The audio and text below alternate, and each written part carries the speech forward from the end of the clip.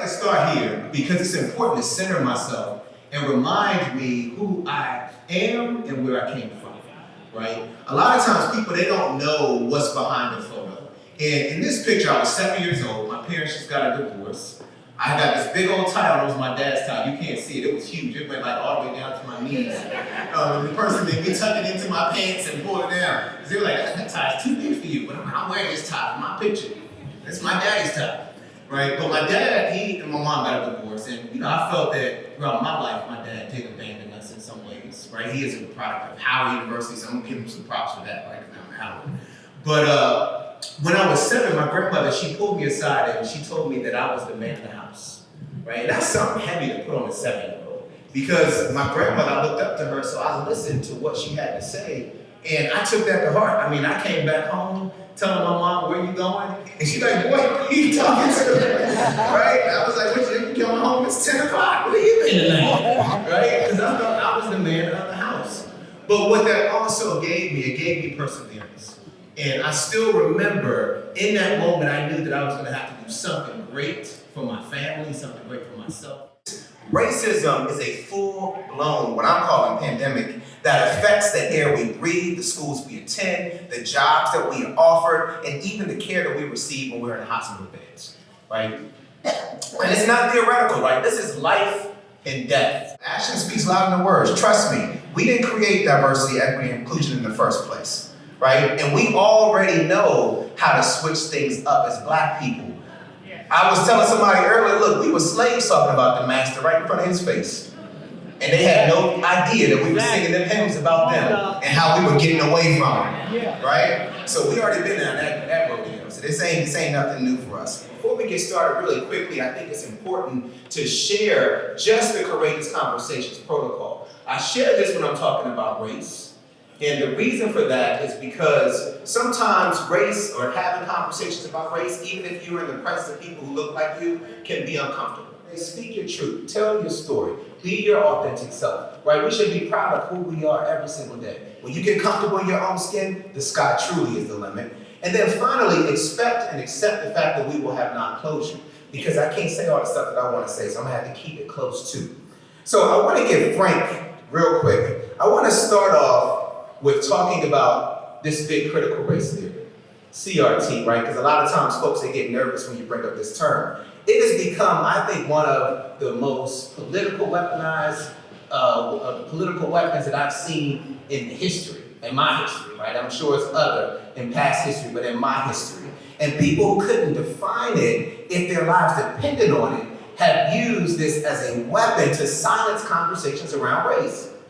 Right? It's happening every single day. But let me just tell you, CRT is a theoretical framework, right? It asks, how has race shaped access to power, to privilege, to resources? And what CRT will do for us, if we allow it to, it will answer these questions. It will answer one, why does your zip code still determine your life expectancy? Right? Why is that still happening in 2025? Why are Black mothers 3 times more likely in 2025 to die from childbirth? Why is the fact that in 2025, do schools in majority Black communities still have fewer resources and we still begging to get money to pay for our kids, right? To have a quality education. This framework, to me, is very vital for the leadership of everybody in this space, as well as our young people who are in this space, because without it, it's kind of like us being in a house, right, that's on fire and pretending like the flames aren't there. Now, the question is, we got all these grants that are on hold at the U.S. Department of Ed, because who's going to be able to review them? Right? People aren't even thinking in this current administration. That's a whole nother story. So, as you all know, we are descendants of unfinished revolutions. And in today's political climate, we're being gaslighted. We really are. We're being told to move on from our history. We are still living inside of all of this stuff, though, that's happening. Even in some of our all-Black communities, you can walk into a building that has about 10% white students, and they're all in one class because it's AP or IB. It's happening. I've seen it in schools across this nation, and it is real. But there's a difference between going to classrooms and you're trying to uplift people versus segregate them, right? We need to also make sure that we're differentiating our discipline and our policing. There's a difference between guidance and criminalization. Right? Black students right now, they deserve to be loved, not to be held under suspicion. And that's how they're being viewed in our schools, unfortunately, the moment they walk through the door. And God forbid that you're a tall black young man, right? Because the moment you walk in, you're already a threat to folks. We gotta be strategic thinkers and strategic planners, like plan for equity the same way we're planning for them safety drills. Right? We sit up here and doing our safety drills all the time. People equip, principals equip them here to make sure the safety drills meet our state code requirements, right? Well, we need to be making sure that we're practicing how do we educate our young black students? How do we remove barriers so that they can be any and everything that they choose to be? And then finally, we got to demonstrate courageous and bold leadership. And it's not performative, right? It's not when it's convenient. Because a lot of times we want to show up when it's convenient and when the cameras are rolling, but it's when it's going to cost you something.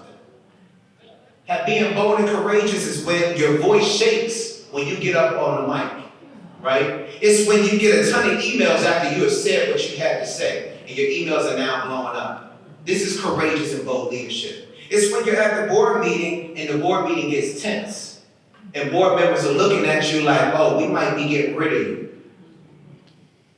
That's courageous and bold leadership. And what we have to continue to do is stand up, because if we don't speak up, our young people, they lose. And I'm telling you, it's happening before our eyes, unfortunately. Right? We need to have deep conversations around race. We need to make it a part of our daily conversation and not just an annual diversity day, right? Or during Black History Month.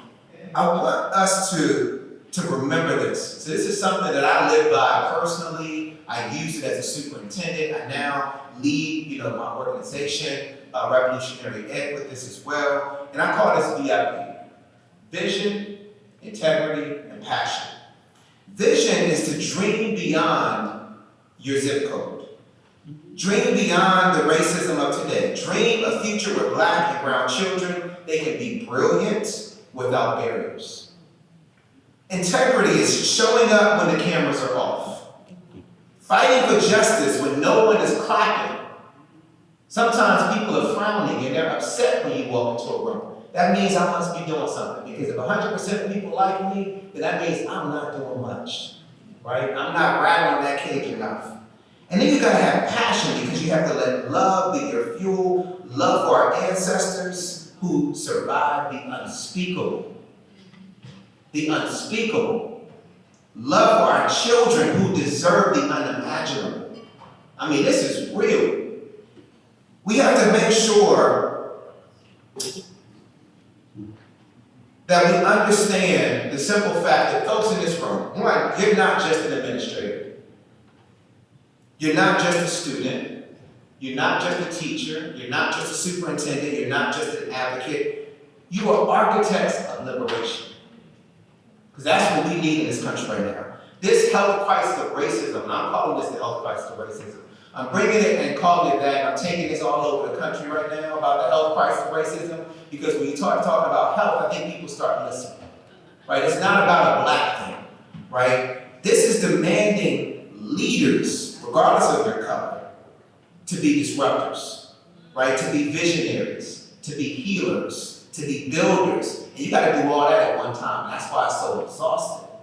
And it's tiring. But when we think about our history and think about what folks had to go through, oh, this is great. This is easy compared, because I told folks, look, I can't be, who was the speaker earlier talking about Toby? I said, I would have said, my name is Conta. I'm not Toby, you're going to have to cut my foot off, right? We're going to have to keep being that way. I just had to add that piece. I don't know why I'm wrong. So, I'm going to ask you this as I close. What good trouble will you get into when you leave this room? What necessary noise will you make in your community? Whose future will you fight for, even when it costs you something? Like, those are three questions that I want you to take today with you and just think about that when you're making your decisions, because the work of racial equity is the work of healing our nation. It's the work of building our beloved communities. And it starts not only with you, it starts with me, and it also starts right now. So if we can just take this time to think about and reflect on how we're going to moving forward to help this next generation of Black and brown children, it is truly going to make the best difference for our future. So I'm going to stop there. Thank you.